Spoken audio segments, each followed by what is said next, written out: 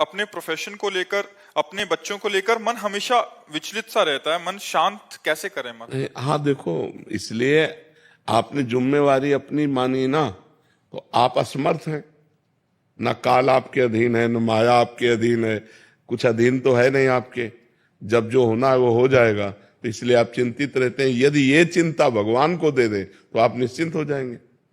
अगर अपने जीवन का भार भगवान को दिए होते और भगवान का निरंतर भजन करते होते तो आपको इस चिंता में नहीं जलना पड़ता। भक्त निश्चिंत हो जाता है, निर्भय हो जाता है, निशोक हो जाता है। जो प्रभु करेंगे वही होगा, मुझे चिंता क्या करनी है। अपने कर्तव्य का पालन करना है।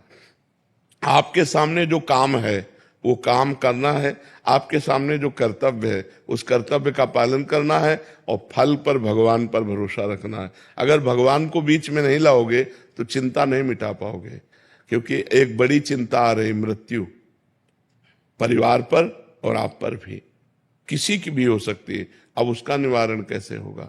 तो अगर आप निश्चिंत होना चाहते हैं तो भगवान की शरण होकर भगवान का नाम जप कीजिए, सत्संग सुनिए, और ये विश्वास कीजिए भगवान मंगल भवन है, वो वही करते हैं जिससे सबका मंगल होता है, और अपने अपने कर्मों का फल भोगना पड़ता है। इसलिए गलत कर्म ना अपने जीवन में होने पावे, और अपने परिवार वालों को समझावे, बच्चों को समझावे कि कोई गलत कार्य ना हो। यदि धर्म विरुद्ध कार्य होगा तो उसका फल दुख आएगा, और जब दुख आएगा तो फिर हमारी बुद्धि विचलित हो जाएगी, अशांत हो जाएगी।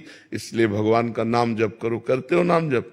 हाँ, नाम जप करो, सत्संग सुनो, और भगवान की शरण में रहो। जिनके द्वारा रचा हुआ है समस्त ब्रह्मांड है, वही हमें चिंता मुक्त कर सकते हैं, वही हमारे परिवार की रक्षा कर सकते हैं, वही हमारे जीवन में सुख विधान कर सकते हैं।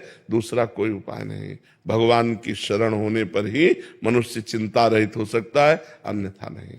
जी विवेक जी,